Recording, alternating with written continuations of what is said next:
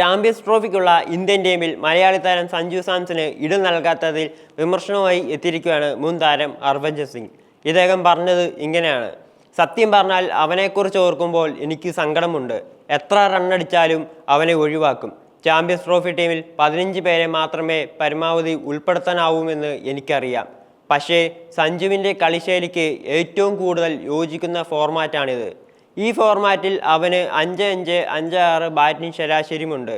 എന്നിട്ടും അവനെ രണ്ടാം വിക്കറ്റ് കീപ്പറായി പോലും ചാമ്പ്യൻ ട്രോഫി ടീമിലേക്ക് പരിഗണിച്ചില്ല.